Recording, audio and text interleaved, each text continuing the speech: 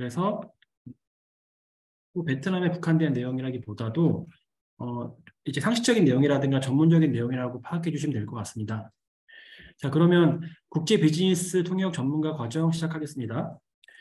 1, 2, 3강을 제가 이어서 붙여서 할 거예요. 시간은 1시간 조금 넘을 예정이고요. 최대한 빠르게 진행하면서 여러분들 질문도 많이 받아보도록 하겠습니다. 먼저 1강은 통역의 역할 이해하기예요. 제가 화면 공유를 먼저 드릴게요.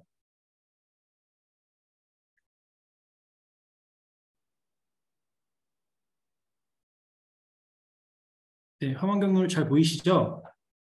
네. 네. 먼저 짧게 저희 소개만 정말 짧게 드리면 저희 잘 아시는 분들은 잘 아실 텐데요. 이런 수행 사업을 2017년부터 꾸준히 진행을 하고 있고요. 이제 중소벤처기업진흥공단이나 무역협회라든가 코프라랑 같이 일을 하고 있고 다양한 이제 라이선스를 가지고 이 업을 하고 있고요. 저는 베트남 담당이고요. 싱가포르, 말레이시아, 인도네시아, 미얀마는 저희 싱가포르 파트너사가 같이 하고 있습니다. 앞으로 이런 대한민국의 중소기업 진출하는 사업들이 점차 글로벌화되고 있어요. 그래서 이제 이번 전시회 때도 베트남 바이오뿐만 아니라 싱가포르, 말레이시아, 태국, 인도네시아 바이오 초청을 하거든요. 11월 달에 저희가 하는 다른 행사는 방콕에서 하는데 또 베트남 바이오를 비롯해서 다른 국가 바이오를 초청을 해요. 통역분들도 베트남에 주로 계시겠지만 이제 인근 국가 같은 경우는 그런 업무를 하게 되지 않을까 생각을 합니다. 저희 주로 하는 고객사 리스트인데 넘어갈게요. 자, 목차입니다. 아까 말씀드린 대로 1강은 통역의 역할 이해하기, 2강은 무역 관련 기초 지식, 3강은 상담 실전 및 업무 노하우, 그리고 4강은 알뜰 신잡 이렇게 하나하나 자세하게 설명을 드려보도록 하겠습니다. 예, 먼저 번역과 통역은 다르다 말씀 꼭 드리고 싶은데요. 여러분 요즘에 챗 GPT라고 하면서 뉴스에서 많이 나오는 내용들이 있죠. 그리고 인공지능이 점점 똑똑해지다 보니까 여러분들도 가끔 쓰는 베트남어 사전이라든가 파파고 번역이라든가 구글 번역기 그렇게 발전하고 있잖아요.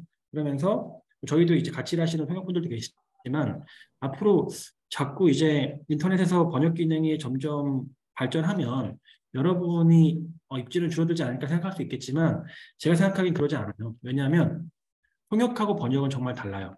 번역은 점점 발전하는 인공지능이 대신할 수 있지만 통역은 단순하게 말만 전달하는 게 아니에요.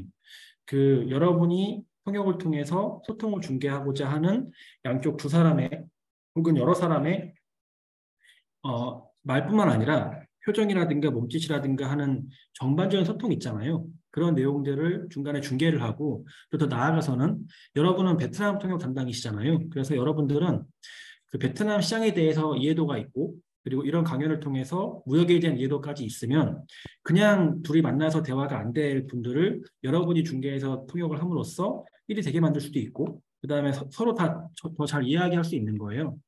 그런 경험 있잖아요. 그냥 우리가 같은 한국 사람이라든가 같은 베트남 사람끼리 대화를 해도 말이 안 통하고 오해가 생기는 경우가 있죠. 하물며 이제 언어랑 문화가 다른 한국과 베트남 사람이 대화할 때도 당연히 그런 일이 있을 수 있잖아요. 하지만 저희가 이런 업을 오래 해보니까 정말 우수한 통역분들이랑 같이 하면은 그 통역분을 통해서 오히려 이제 직접 얘기하는 것보다 더 가까워질 수 있고 더 잘 이해할 수 있는 그런 그런 얘기를 많이 들었었거든요. 그 통역은 단순하게 말만 전달하는 것이 아니고요. 말 그대로 통하다는 뜻이잖아요. 서로 말이 통하고 서로가 이해할 수 있게 도와주는 아주 전반적인 과정이라 생각을 해요. 그래서 이 베트남 한국어에 대한 이해뿐만 아니라 문화에 대한 이해, 그 다음에 생각에 대한 이해, 그 다음에 이런 전문 통역을 많이 함으로써 여러분 경험이 생기잖아요. 그 경험을 바탕으로 해서 더 좋은 정보를 줄 수 있는 그런 역할의 통역이라고 생각을 합니다. 그래서 단순하게 이제 한국에서 오시는 기업분 중에서 예를 들어 영어권 국가를 갈 때도 그분들이 영어를 잘한다고 통역을 안 쓰는 경우가 있는데요. 영어가 통한다고 해서 싱가포르 같은 경우 영어권 국가잖아요. 영어가 통한다고 해서 대화가 잘 되는 게 또 아니더라고요. 그 국가에 대한 이해도라든가 그 국민에 대해서 이해도가 있어야지 서로 통하는 게 있기 때문에 이제 언어 이상의 것이라는 것을 설명을 드립니다. 그러다 보니까 전문 통역은 많은 사람을 선호할 수밖에 없는 거예요. 가끔 이제 학생분들 중에서도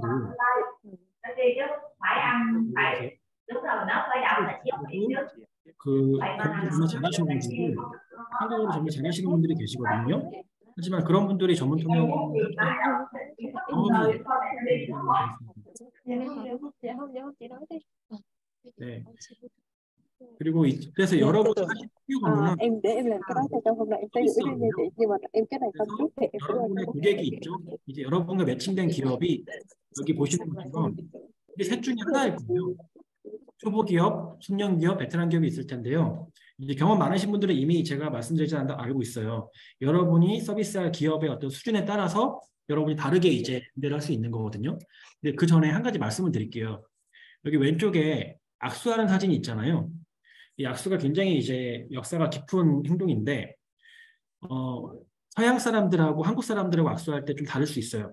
예를 들어서 악수는 한 손으로 하는 게 정답일까요? 아니면은 예의 바르게 두 손으로 하는 게 예의 바른 걸까요? 정답은요, 없어요. 이 서양 사람들은 그냥 한 손으로 악수를 해요. 그리고 한국 사람이나 일본 사람들은 이게 나보다 높은 사람이라거나 아니면 정중하게 예의를 차리고자 할 때 두 손으로 하기도 하거든요. 근데 이 악수라고 하는 기원이 뭐 여러 가지 기원이 있지만 이제 수백 년 전에 영국에서 내 손에는 무기가 없다라는 것을 보여주기 위해서 악수를 하는 거거든요. 그래서 정말 기원을 따져보면은 서양 사람들처럼 나와 당신은 평등하다 이런 걸 보여주는 게 악수이기 때문에 한 손으로 하는 게 맞을 수도 있어요. 하지만 그렇게 했다가는 한국 사람이나 일본 사람이 봤을 때는 저 사람 예의가 없네라고 생각할 수 있거든요. 그래서 악수는 그냥 그 앞에 있는 사람이 맞추면 돼요. 저 사람이 예의를 따질 것 같으면 두 손으로 해주고 저 사람이 조금 서양적인 마인드를 가졌거나 뭐 그런 스타일이면 한 손으로 하면 되거든요. 그래서 하고 싶은 말은 뭐냐면 정답이 없다라는 거예요. 이 서비스업이라고 하는 거는 여러분이 어떤 지금 통역 서비스겠죠. 이 서비스를 제공하고자 하는 제공받는 사람의 기준에 따라 최대한 맞춰서 하는 게 프로예요.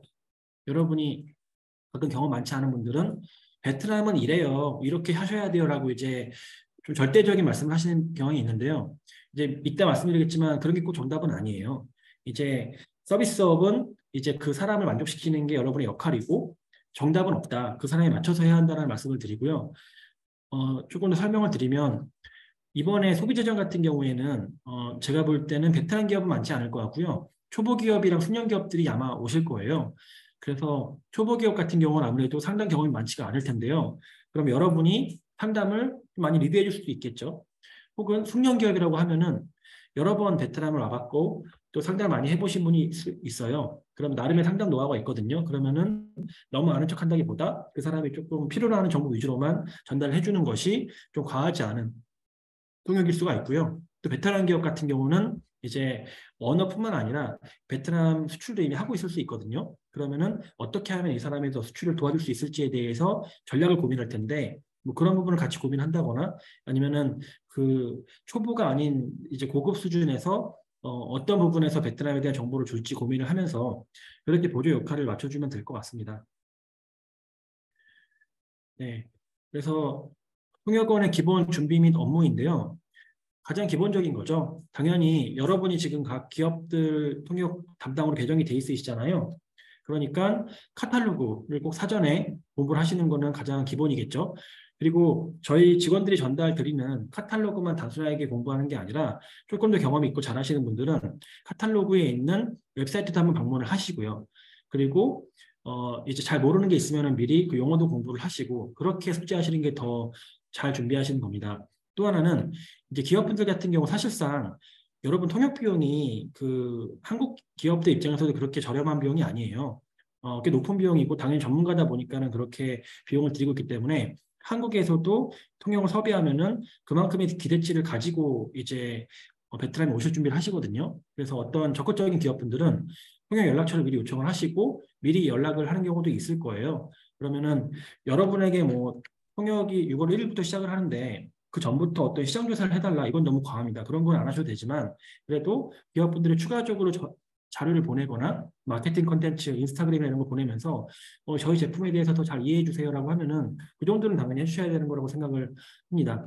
그래서 미리 소통을 잘 하는 게 이 서비스업에서는 가장 중요한 요소 중에 하나고요.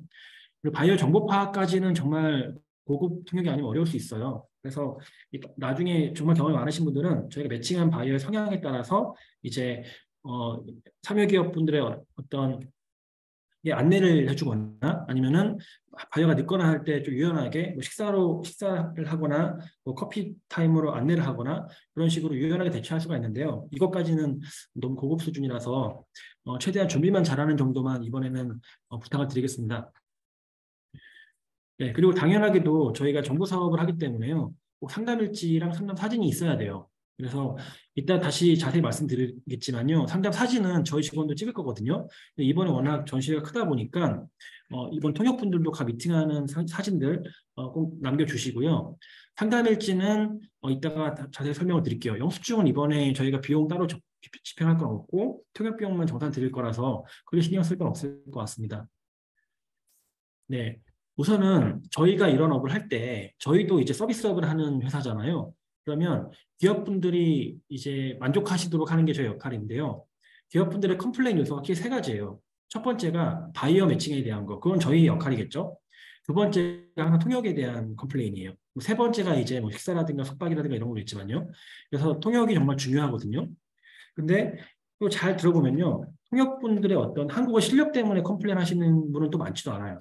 대부분 통역분의 어떤 태도라든가 아니면은 어떻게 말씀을 하신 것 중에서 좀 오해를 하거나 좀 뉘앙스 때문에 조금 기분이 상하셔가지고 컴플레인하는 경우가 있거든요. 그런 예시를 좀 들어볼게요.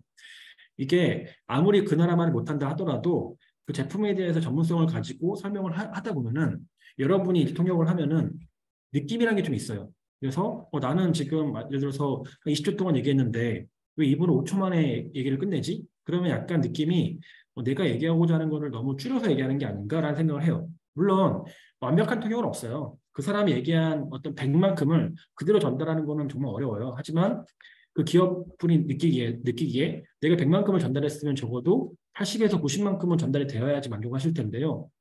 너무 이제 요약하거나 줄여버리면은 이 통역이 제대로 하고 있나라는 불안감이 생겨요. 왜냐면 베트남어를 모르기 때문에 이제 그런 불안감이 생기는 거기 때문에 최대한 말씀하신 거를 받아 적어서 통역하시는 데 집중을 하시고요.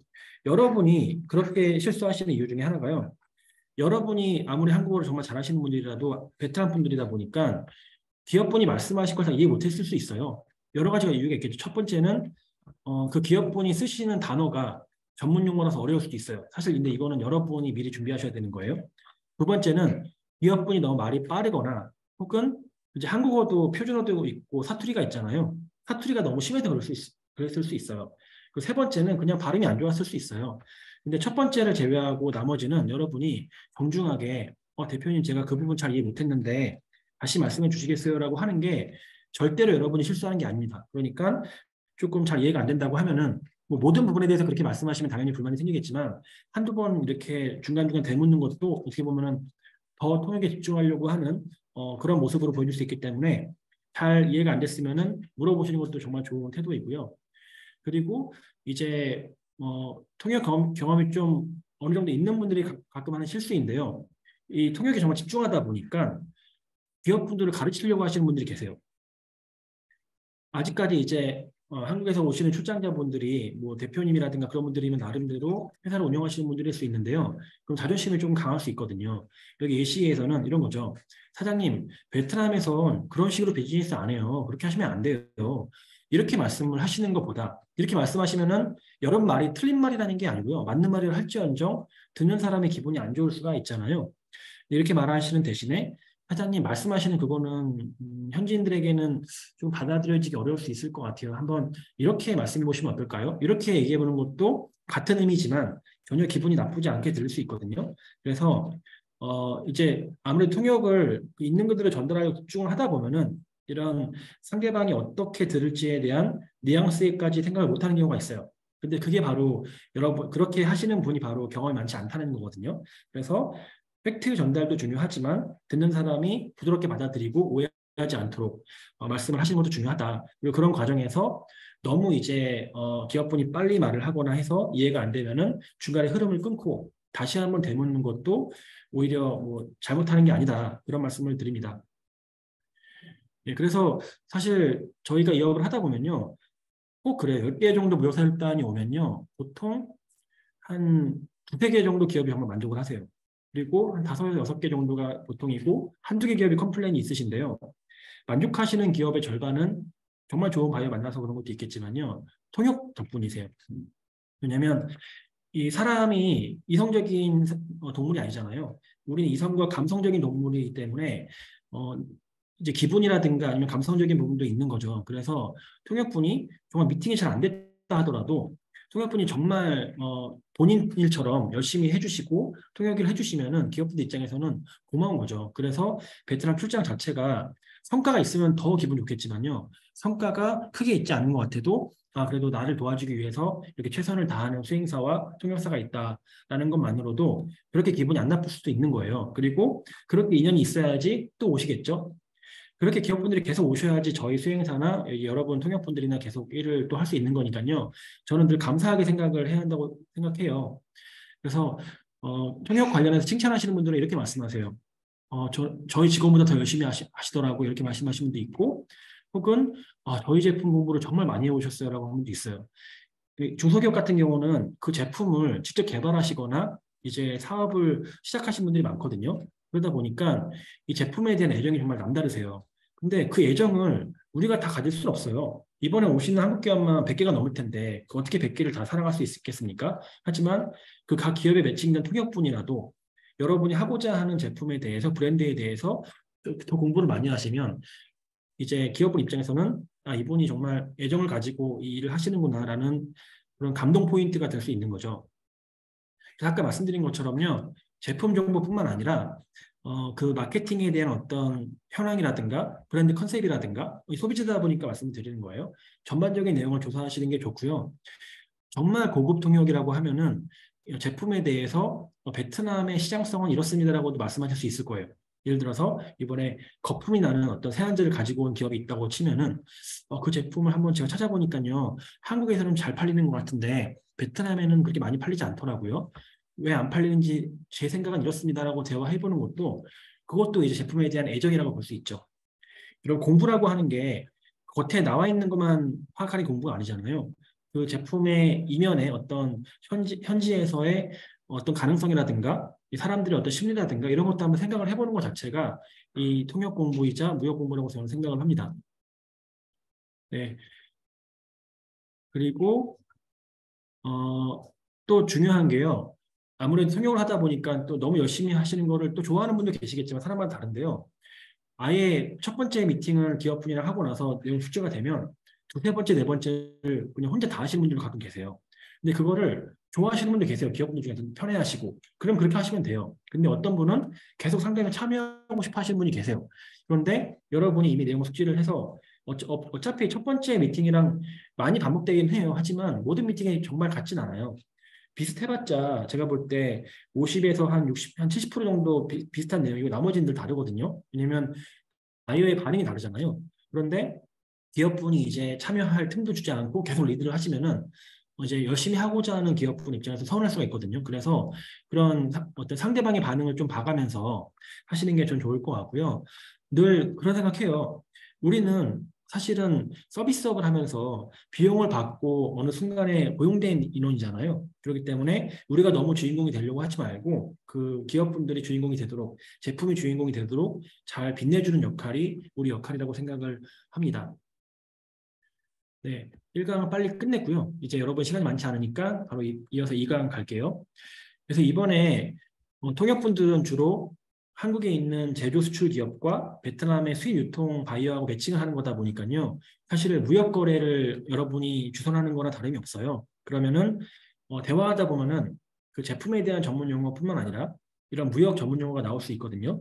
이런 내용들을 미리 여러분이 파악하고 계셔야 통역할 때 바로 이해가 돼서 할 수 있기 때문에 중요한 내용들을 단어들을 한번 짚어보려고 합니다. 네, 바로 2장 진행을 하는데요.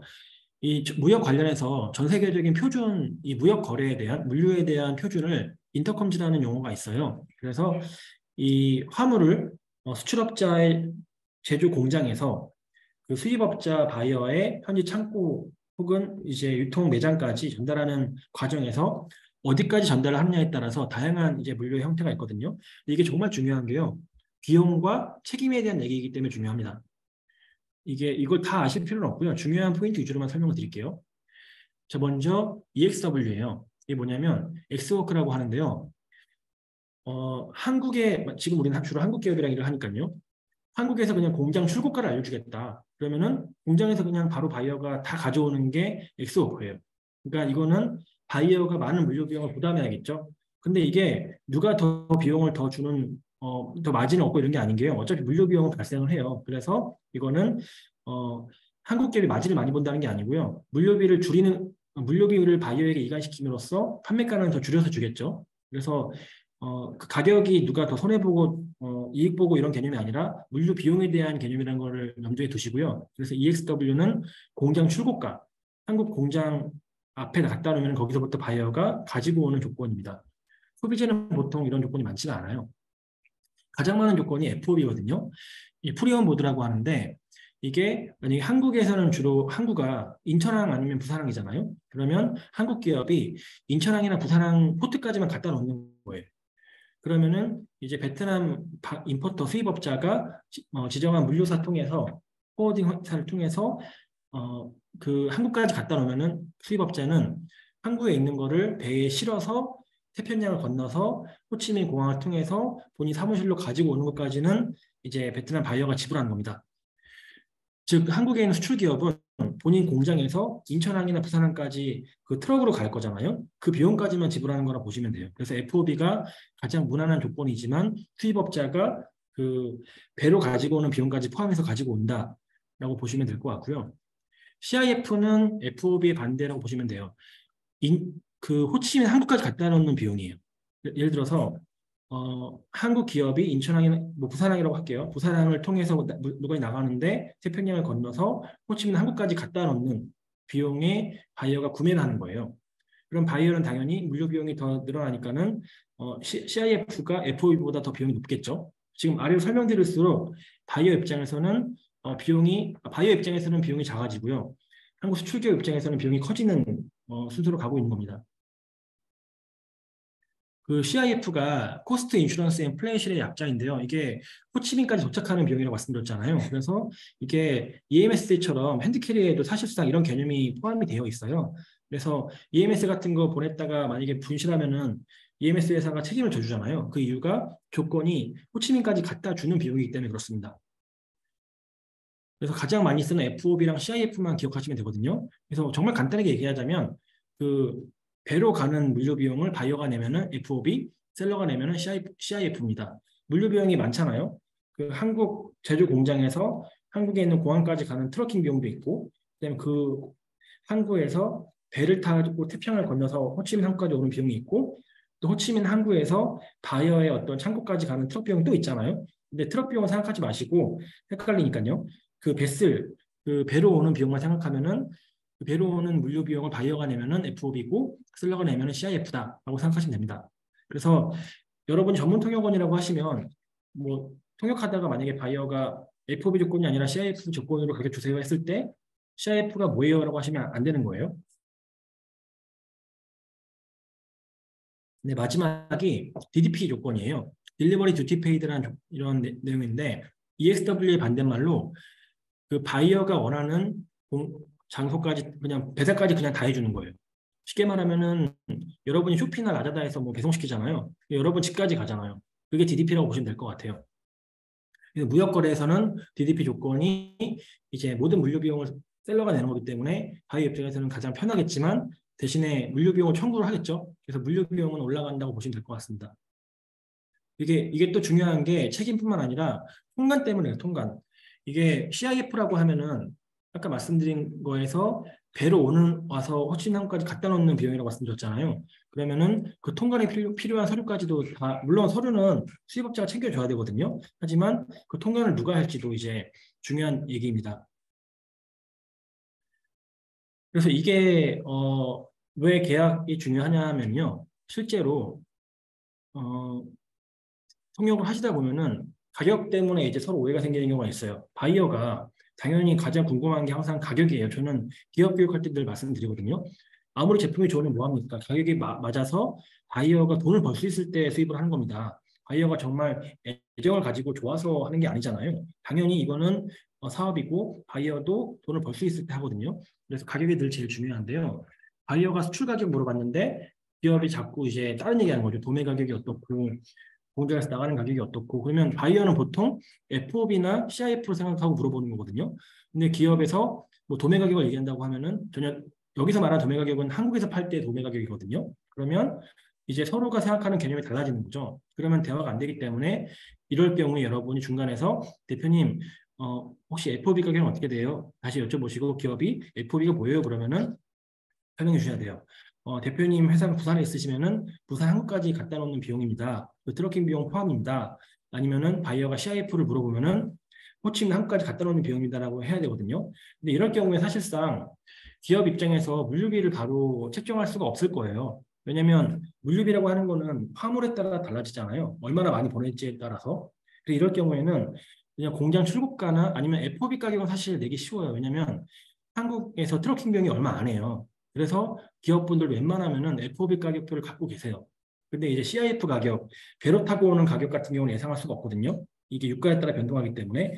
그래서 FOB 가격으로 먼저 소통을 하고 바이어가 CIF를 요청을 한다고 하면 기업도 그러면 일단 FOB 가격을 참고를 하시고 CIF 가격은 내가 한국 돌아가서 물류사랑 체크해 보겠다고 하는 게 맞는 정답이에요. 그리고 당연하게도 FCL이라는 개념이 있어요. 풀 컨테이너, 그다음에 LCL, 그다음에 이따 설명드리겠지만 풀이 아니라 이제 부분만 가지고 오는 컨테이너거든요. 물량에 따라서 물류 비용이 달라지기 때문에 그 조건을 주려면 바이어가 이렇게 물어봐야 돼요. 풀 컨테이너 CIF는 어떻게 돼요?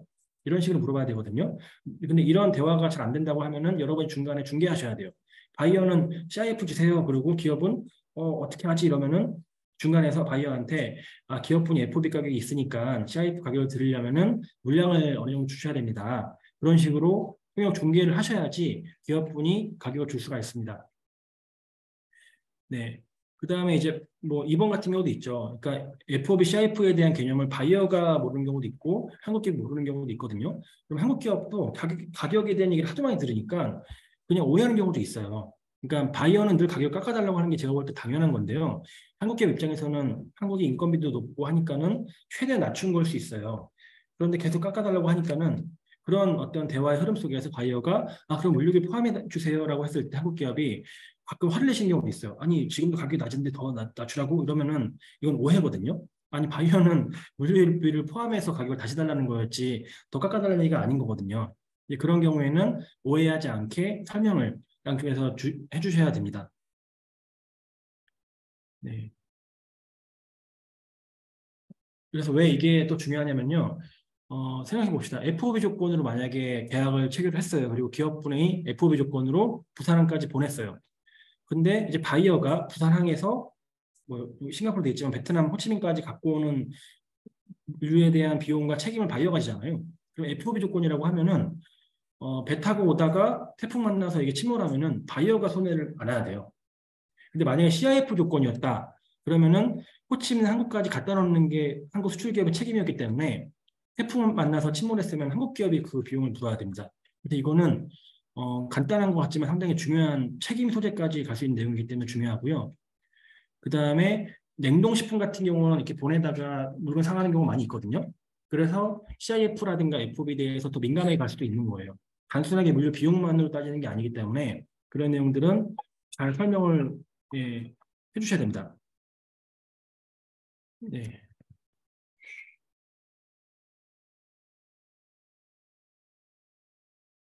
네. 그 다음에 이제 MOQ라는 개념인데요. MOQ가 미니멈 오더 퀀티티의 약자거든요. 그래서 보통 이제 한국 기업분들이 대부분 그럴 거예요. 완제품을 판매하고자 하지만 바이어 입장에서는 중소기업 제품이라서 브랜드가 잘 알려져 있지가 않아서 하지만 제품이 좋다고 하면은 본인들 브랜드로 만들고 싶잖아요. 바이어가. 그런 경우에는 이 제품 패키징이라든가 이런 것들을 내가 원하는 브랜드로 찍어주고 대신에 내가 구매를 할게 라고 할 수 있거든요. 그럼 기업 입장에서는 새롭게 생산을 해야 되는 거예요. 그러면 생산하기 위해서는 패키징 자재부터 많은 것들을 발주를 해야 되거든요. 그러면은 바이어가 내 브랜드로 10개 줘 이렇게 할 수 있는 게 아니거든요. 그래서 보통 MOQ라고 최소 주문 수량이 있어요. 그래서 보통은 뭐 화장품이라고 하면은 3,000개 내지는 5,000개 정도를 바이어가 발주를 해야지만 전달할 수 있는 게 있고요. OEM 오더뿐만 아니라 뭐 식품이라든가 이렇게 단가가 낮은 제품 같은 경우에는 물류 비용이 어느 정도 있다 보니까, 그러니까 제품 판매가 대비 물류 비용이 비중이 이제 높은 거죠. 제품 단가가 워낙 낮아서요. 그래서 뭐 한 컨테이너 이상을 수입해야지만 저희는 수출합니다라든가 그런 식으로 정해놓을 수 있어요. 그래서 이게 거래가 사실 제품 가격이라고 하는 것도 바이어가 구매하고자 하는 물량에 따라 달라지는 거기 때문에요. MOQ에 대해서 사전에 확인하는 게 중요하고요. 근데 동남아시아 같은 경우는 이제 상담이 잘 되어도 바이어가 가격도 좋고 제품도 좋다. 하지만 나는 MOQ가 3,000개라고 하면은 3,000개를 한 번에 주문할 수 있는 뭐 자금력이라든가 뭐 자금력이 없을 수도 있고 아니면은 자금력과 무관하게 내가 아직 안 팔아봤는데 내가 3,000개까지 수입을 해서 내가 재고를 쌓아두고 판매하고 싶지는 않다. 그럴 수 있잖아요. 그래서 이제 많은 수량을 바이어가 수입해주면은 수출기업 입장에서는 좋겠죠. 하지만 바이어 입장에서는 부담이 되거든요. 이제 재고가 쌓이게 되고 그러다 보니까 수출 거래로 이어지지 않는 가장 큰 이유가 MOQ라고 저는 봅니다. 그래서 이건 사실상 누가 딱히 정해놓고 한다기보다도요. 서로가 어느 정도 양보를 해야 되는 부분이 있어요. 제가 이제 기업 간의 거래를 주선할 때 가장 중요하게 보는 원칙이 의무와 권리예요. 이제 바이어분들은 보통 중소기업 제품을 수입하고 싶거나 하면은 독점 총판 권한을 요구를 해요.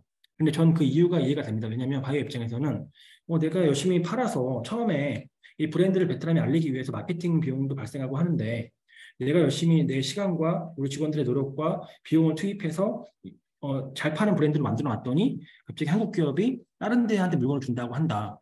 그러면 그 바이어는 잘 준비해 놓은 거를 뺏기는 거랑 다름이 없어요. 그래서 그렇게 마케팅의 비용을 투입하기 전에 나한테만 물건을 줘라고 하는 독점 총판 권한을 요청할 수가 있어요. 하지만 기업 입장에서 생각해 보시면 섣부르게 그 어떤 베트남 전국일 수도 있고 호치민 지역일 수도 있겠지만요. 그 지역에서 그 한 바이어에게 독점 총판 권한을 주면은 다른 바이어한테 물건을 못 팔거든요.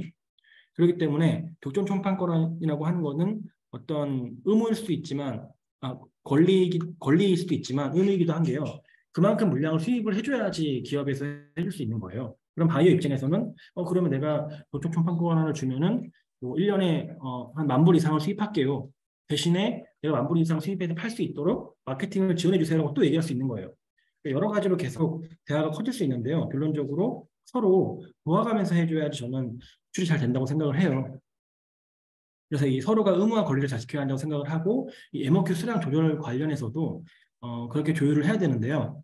일단 우리는 우리가 이거에 대해서 이해관계자가 아니라 우리는 중재자잖아요. 그렇기 때문에 어느 한쪽 편을 드는 게 아니라 양쪽의 입장을 잘 배려해가지고 전달하는 게 중요할 것 같아요. 또 가끔 미팅하다 보면은 셀러가 너무 무례한 경우일 수도 있고 바이어가 너무 무례한 경우일 수도 있어요. 나는 혜택만 받을 거고 모든 리스크나 비용을 당신이 지세요라는 뭐 이렇게 말로 하진 않겠지만 그런 느낌으로 대화할 수 있거든요. 그러면 사실 거래가 이루어질 수는 없어요.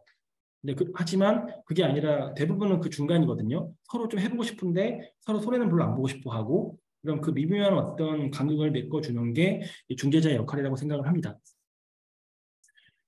네, 그래서 보통 이제 소비재 같은 경우에는 OEM도 많이 하잖아요. 아까 말씀드렸던 한국에서 판매하고 있는 브랜드가 아니라 바이어가 자기가 팔고 싶어하는 브랜드로 만들어달라고 요청하는 게 OEM이거든요. 네.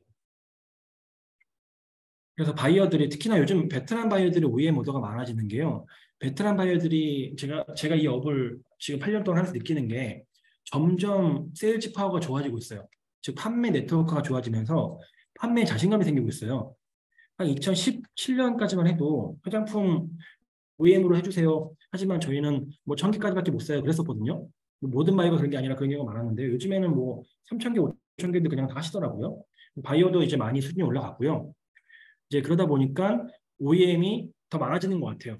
이제 뭐 제 생각인지 모르겠지만 베트남 분들이 또 본인 뭐 가족 이름이라든가 본인 이름으로 뭔가 브랜드를 만드는 것도 좋아하시는 것 같고요.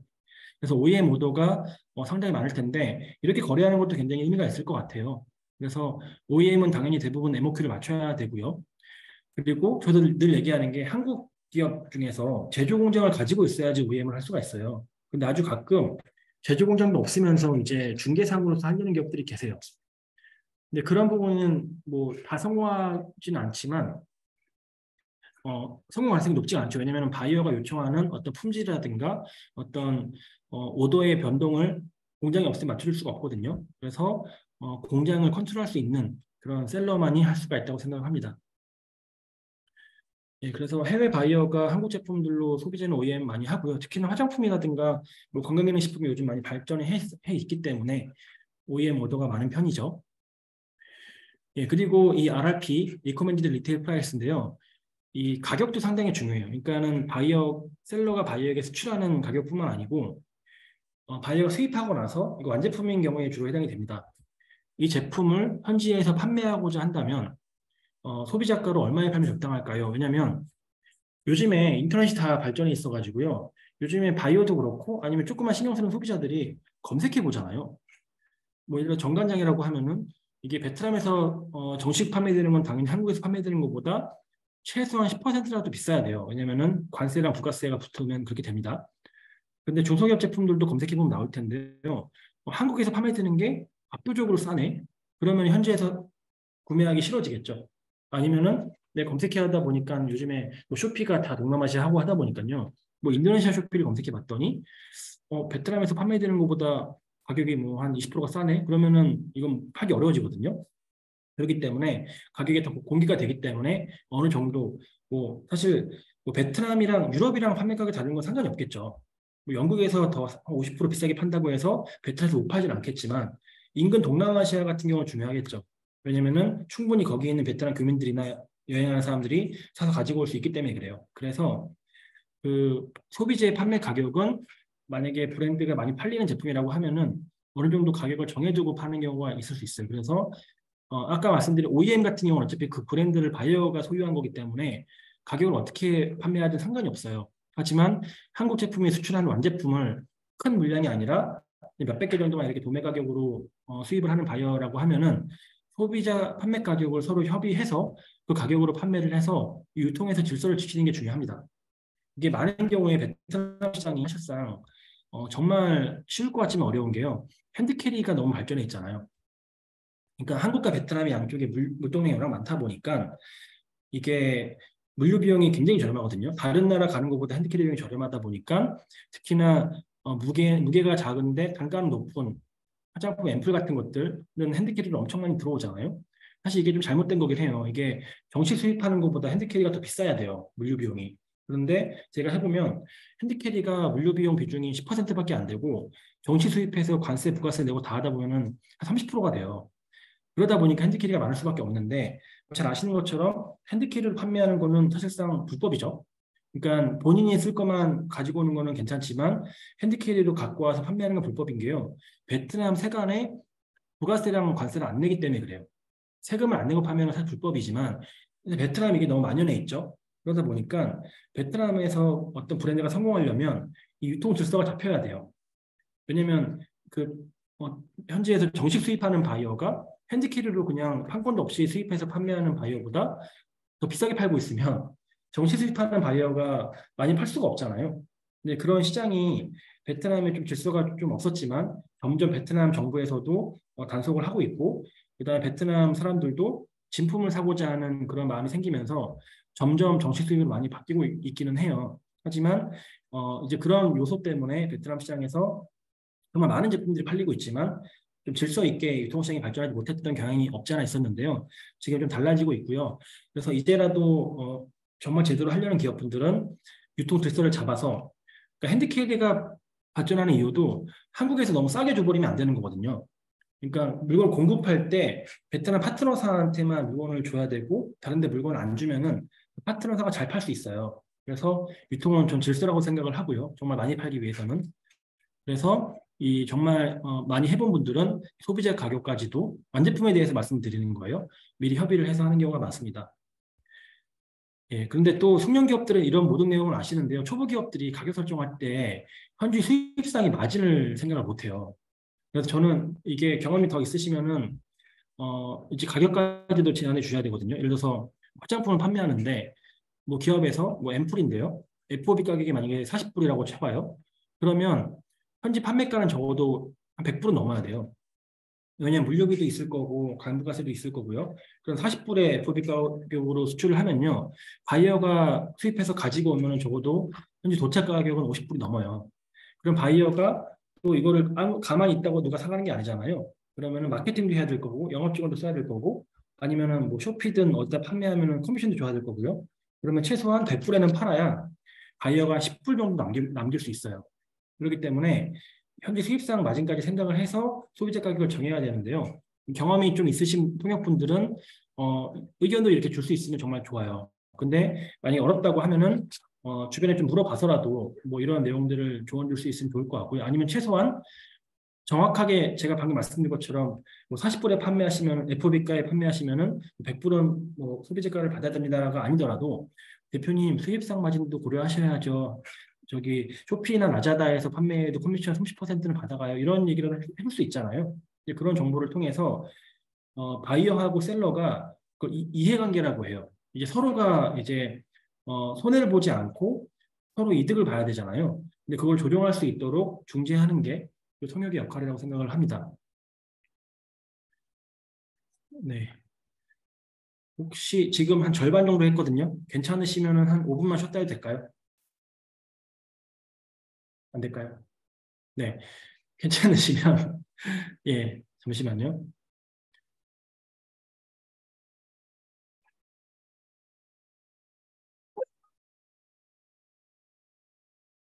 네, 1분만 쉴게요. 1분만.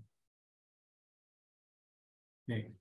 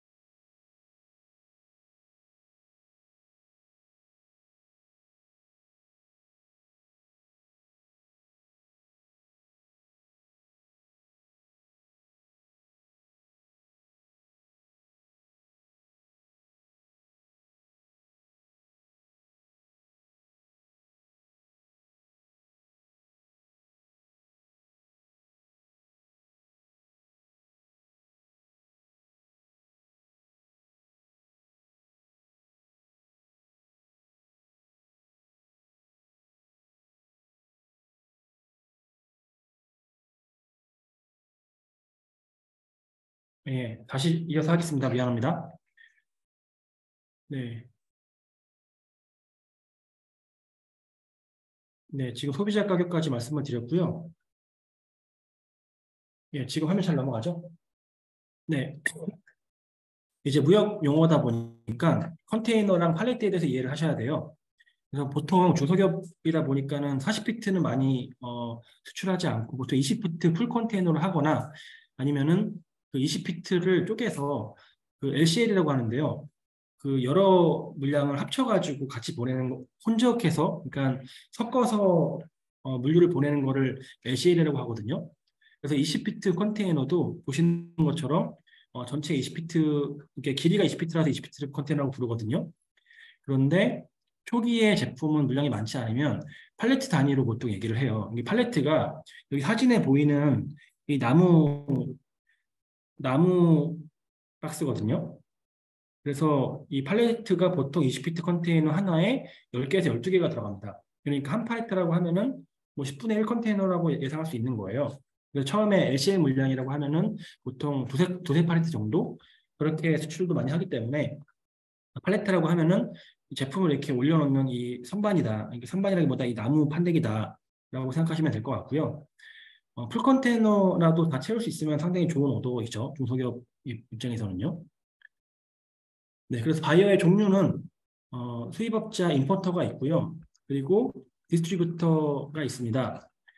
어, 임포터 같은 경우는 사실 미국이라든가 뭐 이렇게 큰 나라에서는 많이 발전해 있지만 베트남에서는 이 임포터와 디스트리뷰터가 정말 딱 구분되어 있는 경우가 많지는 않은 것 같아요. 뭐 철강이라든가 이런 원자재라든가 이런 큰 물량에서는 임포터가 정해져 있지만요.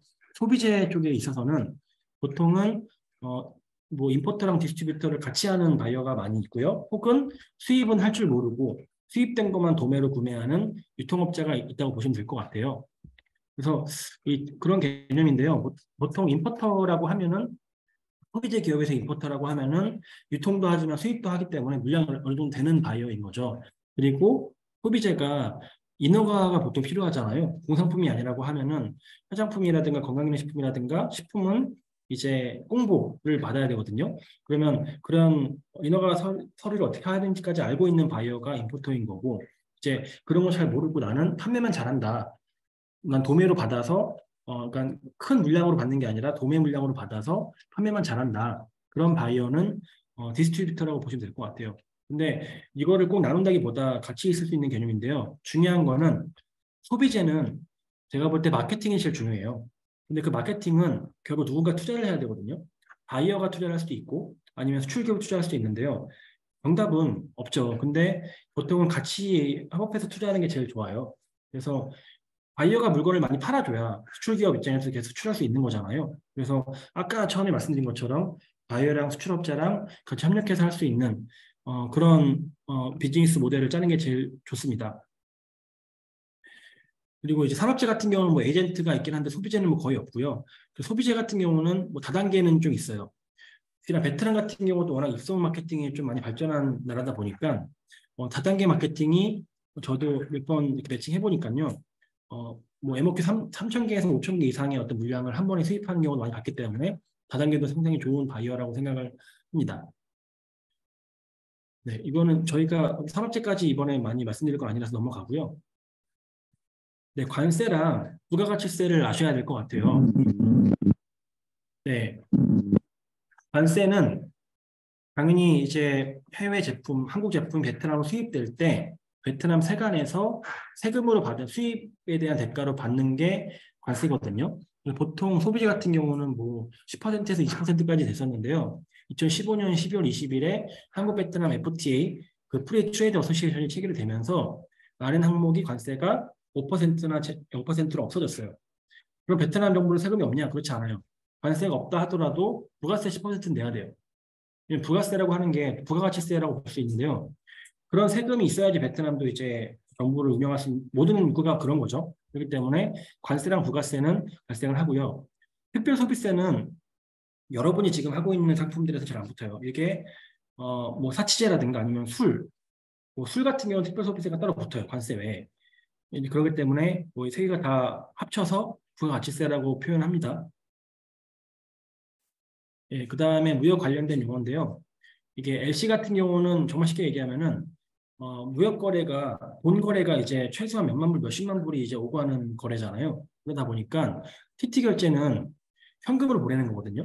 뭐 30% 성금, 70% 잔금 그러면은 뭐 물건을 주문할 때 30%를 지불하고 물건을 받고 나서 70%를 지불하는 게 TT인데 TT가 잔금을 안 줄 수도 있잖아요. 그래서 이런 신용 거래를 만들기 위해서 만든 게 LC인데요. LC는 간단해요. 그냥 은행을 보증인으로 세워서 돈을 위탁해서 맡겨놓는 거예요. 그래서 이게 선적서류랑 해서 그러니까 먼저 수입업자가 돈을 맡겨놓고요.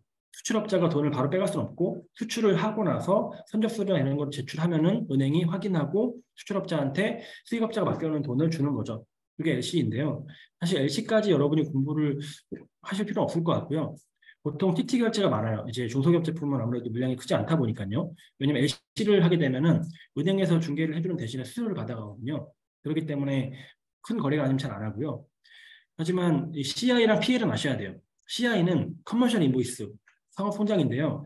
쉽게 말하면 그냥 인보이스예요. 그 제품을 살 때 어떤 제품 내역서라고 보시면 되는데요. 가격이 있는 제품 내역서예요. 어떤 제품을 얼마, 어떤 뭐 FOB 가격 얼마에 구매를 한다. 이런 영수증이랑 비슷한 게 인보이스고요.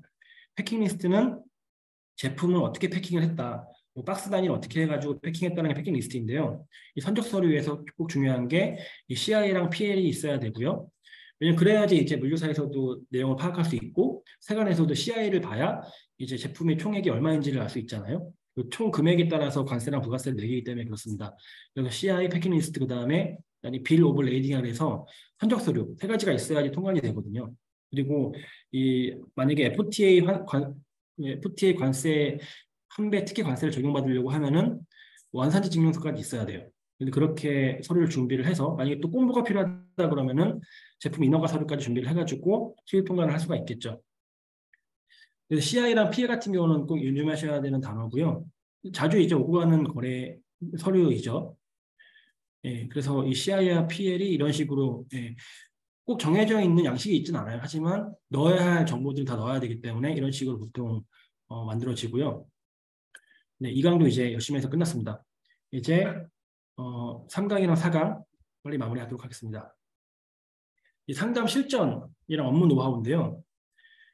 우리가 온라인 상담도 많이 하셨었죠.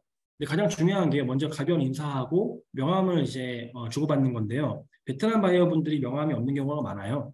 근데 그거는 이제 좀 한국 기업에게 이제 베트남 사람들은 제 생각엔 그래요.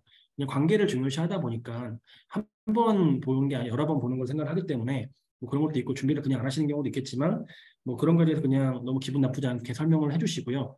이 인사를 하고 나서 그 다음에 또 명함이 없다 하더라도 이게 상담일지에다가 바이어의 정보를 정확히 기입하면 되는 거기 때문에 여러분이 잘 모르는 정보가 있으면은 상담일지에 바이어한테 물어봐서 미팅하는 그 자리에서 잘 기입을 하셔가지고 기업에 전달하시면 되고요. 또 중요한 게 이제는 오프라인 미팅을 진행하기 때문에 샘플을 가지고 바이어가 먹어보고 발라보고 냄새 맡아보고 체험을 하고 나서 샘플을 가지고 얘기를 하는 거예요. 저도 한국 기업에게 얘기를 해요. 이제 수출 초보 기업 같은 경우는 경험이 많지가 않다 보니까 제품 자랑만 계속해요. 미팅 시간이 보통 1시간 넘어가지 않잖아요. 40분도 넘어가지 않는데 그 시간 동안 계속 제품 자랑만 하다가 끝나버려요. 그러면 바이오 입장에서는 그냥 기억이 남는 게 별로 없어요. 모든 기업들이 제품 좋다고 하지 나쁘다고 안 하잖아요. 그래서 저는 어떻게 안내를 드리냐면요.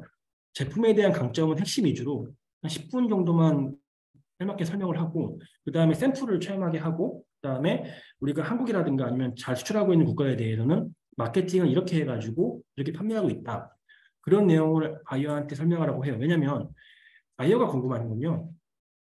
제품이 좋은지 아닌지도 물론 궁금하지만 그게 전부가 아니에요. 바이어가 궁금한 최종 핵심은 이거 팔아서 내가 돈 벌 수 있나? 이거예요. 그래서 한국 기업 수출업자가 줘야 되는 가장 중요한 정보는 우리 제품 팔면 돈 벌 수 있어. 이런 메시지를 줘야 돼요. 그러면 그거는 제품 플러스 마케팅이에요. 하나를 더하자면 가격까지 좋아야 돼요. 아무리 좋은 제품도 가격 높아버린 바이어가 못 팔잖아요. 그래서 그런 내용들을 같이 대화를 나눠야 되는 거거든요. 그렇기 때문에 중간중간에 질의응답 받아야 되는 거예요. 예를 들어서 한국에서 마케팅이 이렇게 했더니 잘 되고 있는데 그런 방법이 베트남에서 될지 안 될지는 모르잖아요. 그런 거에 대해서 같이 논의를 해보고 전략을 짜보고 그런 게 중요하고요. 그 다음에 가격도 초보 기업일수록 가격표를 잡고 오픈 안 하려고 하세요. 근데 저는 늘 이렇게 얘기해요. 가격표 오픈 안 하시면 바이어가 안 삽니다. 왜냐면 가격표를 알아야 바이어가 어떤 수준으로 마케팅 전략을 짤지에 대해서 구상할 수가 있어요. 이게 저가일 수 있고 중가일 수 있고 고가일 수 있는데요. 모든 게 고가라고 하면은 사실 바이어 입장에서는 마케팅 비용이나 영업 비용이 올라가요. 고가이면 제품 팔기도 어렵잖아요. 근데 그렇게 함에도 불구하고 팔릴 만한 제품이라고 하면 그럴 만한 어떤 제품의 핵심 기능이라든가 마케팅 포인트가 있어야 돼요. 예를 들어서 정관장. 그러면 팔 수 있죠. 왜냐면 이미 베트남에서도 잘 알려져 있는 홍삼 브랜드니까. 중소기업이 그렇다고 하면은 고가라고 하면 고가임에도 팔릴 수 있는 어떤 전략을 구상을 해야지 의미가 있을 거고 그게 아니라고 하면은 이제 가격을 중가라든가 낮춰가지고 거기에 맞는 마케팅 전략을 짜야 될 텐데요. 그게 수출 기업이 짤 수 있는 게 아니고 바이오 혼자 짤 수 있는 게 아니고 같이 협의를 좀 해야 되는 부분이기 때문에 대화를 많이 해야 돼요. 대화를 많이 하려면 기업이 제품 자랑은 10분 정도 만에 끝내고 샘플을 체험하고 나서 이제 많은 얘기를 서로 의견을 주고받아야 되기 때문에 만약에 기업이 흥분해서 계속 혼자만 얘기하신다고 하면은 처음에는 좀 이렇게 보셔야겠지만 중간중간에 좀 언지를 주면서 대표님 바이어 의견도 좀 들어보시고요. 이렇게 조율을 해주는 게 좋은 통역일 것 같아요. 네. 네, 화상 상담은 이제 안 하니까 이쪽은 좀 넘어갈게요. 그리고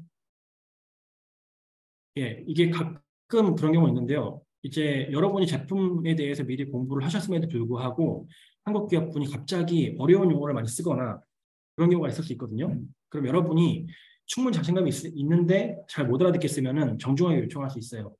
대표님 그 단어는 좀 다시 설명해 주세요라고 할 수 있거든요. 근데 이 정도의 경험이 쌓이려면은 조금 한 10번에서 15번 이상은 한번 이런 업을 해보셔야 되긴 할 거예요. 하지만 전 말씀드리고 싶은 게 처음 말씀드린 것처럼 되묻는 게 꼭 여러분이 실력이 없거나 결례인 게 아니에요. 한국 사람끼리도 대화하다가 어려운 말 많이 쓰면은 다시 묻는 경우 많아요. 베트남 사람끼리도 그런 경우 있잖아요. 그렇기 때문에 이해가 안 되면 다시 물어보고 이해를 한 다음에 통역하는 게 더 좋은 통역이고요. 그리고 만약에 뭐 저야 지금 세미나 하니까 말을 빠르게 하는 거지만 한국 기업이 바이어랑 얘기할 때 너무 말을 이어서 하면은 여러분 정중하게 한두 문장으로 끊어서 말씀해 주세요라고 요청을 하셔야 돼요. 왜냐면 이게 순차 통역을 하는 거잖아요.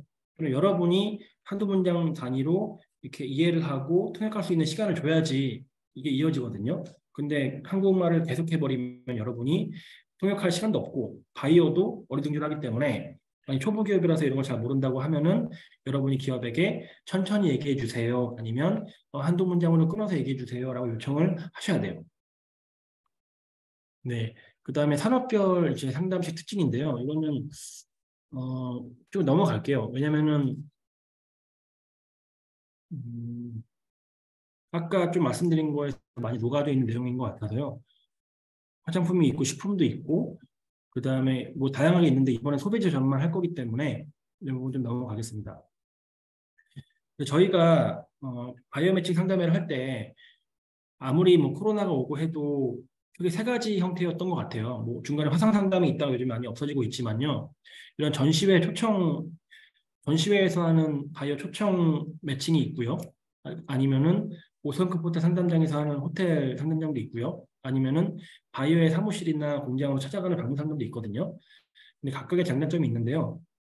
지금 이게 좀 공통 교육이다 보니까 여러 가지 말씀을 드리는 건데, 전시회 같은 경우가 아마 바이어가 양이 제일 많을 거죠. 왜냐면 전시회는 그렇게 준비한 자리잖아요. 그래서 이번에 저희가 사전에 매칭한 바이어도 오실 거고요. 그 다음에 그냥 지나가다 들리는 저희는 워크인 바이어라는 표현을 써요. 걸어 들어오는 바이어라는 표현을 쓰는데 그런 바이어도 오실 거예요. 근데 그런 모든 바이어에 대해 상담 일지를 다 기입을 해주시고요. 아주 이게 4일 동안 진행하기 때문에 목금 이틀 동안은 바이오 매칭이 제일 많을 거고 토요일에 일부 있을 거고 일요일은 거의 없을 거예요. 그래서 주중에는 B2B로 바이오랑 대화를 많이 할 거고요. 주말에는 B2C로 이제 소비자를 대상으로 판촉을 많이 할 거기 때문에 그 주중과 주말을 나눠서 그 목적에 맞게 통역을 지원해 주시면 될 것 같아요.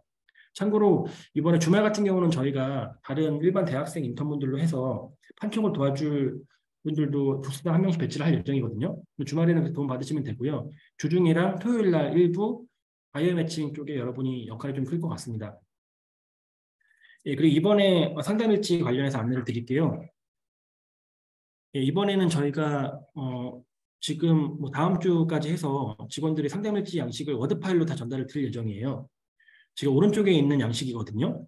왼쪽에 있는 건 그냥 예시예요. 지금 잘 쓴 예시를 그냥 쓴 거고요. 오른쪽에 있는 양식을 전달 드릴 거고 이게 무역협회 양식이라서 여러분이 아마 많이 익숙하신 분들도 있을 거예요. 그래서 기본적으로는 여러분이 타이핑을 해서 주시면 돼요.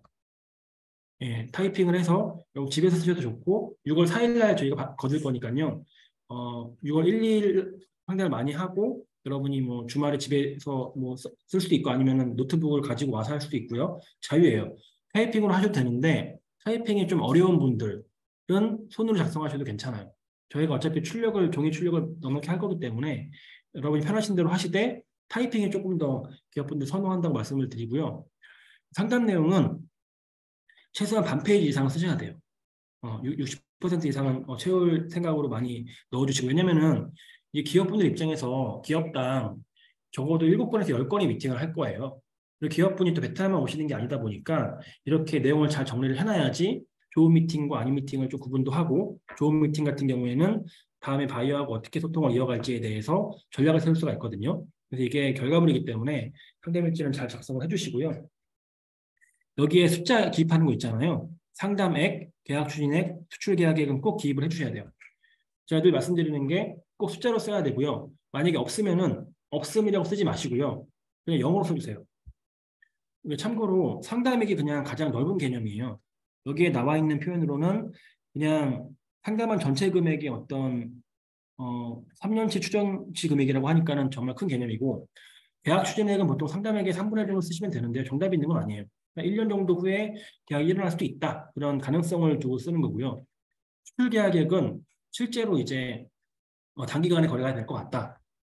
바로 이제 현장에서 뭐 바이어가 샘플을 바로 결제를 안 했다 하더라도 3천불 구매하겠다고 했다. 3천불 쓰면 되고요. 아니면은 MOU라든가 이렇게 서류상에 남긴 금액 있죠. 그래서 현장 구매액 구매액인데 실제로 구매한 거 플러스 구매할 예정인 금액 플러스 MOU 금액을 수출 계약액으로 쓰시면 됩니다. 그래서 결론적으로 상담액 금액이 제일 클 거고요. 계약 추진액이 금액이 그다음 작을 거고 수출 계약액이 제일 작아질 거예요. 그리고 여러분이 흔히 하시는 실수가 하나 있는데요. 이게 숫자단위 쓰실 때 보통 제가 채팅창에 한번 써볼게요. 만약에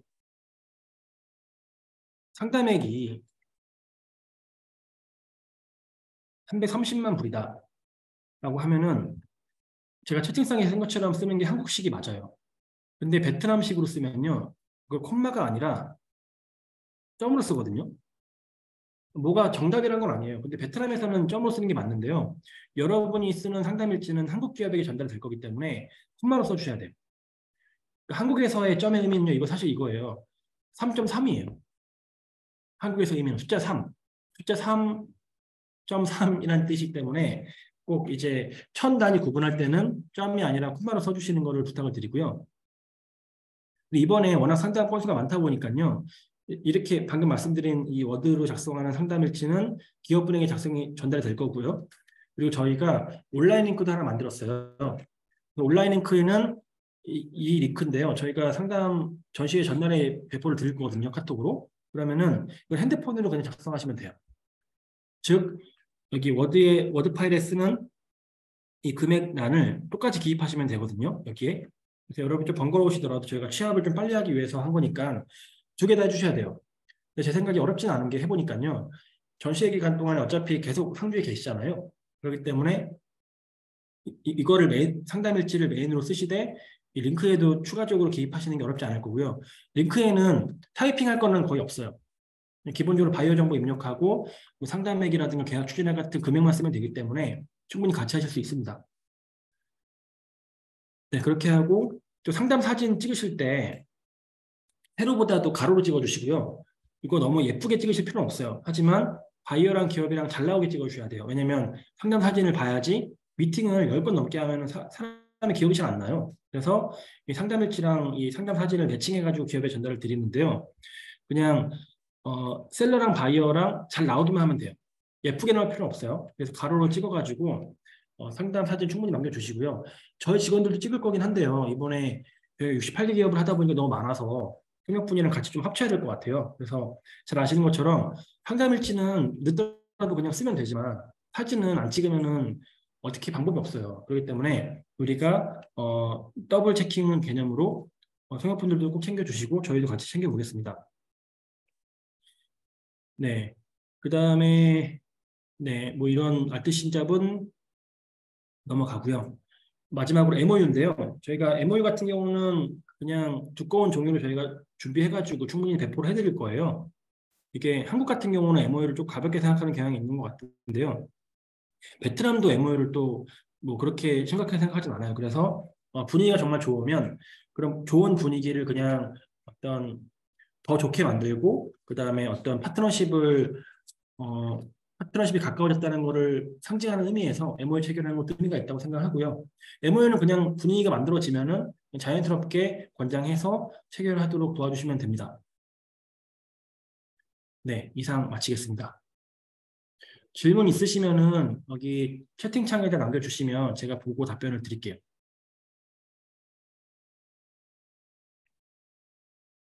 네.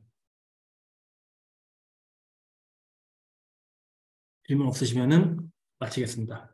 수고하셨습니다. 감사합니다. 감사합니다. 수고하셨습니다. 감사합니다. 수고하셨습니다. 수고하셨습니다. 감사합니다. 이 코드 이제 끝내야 돼요.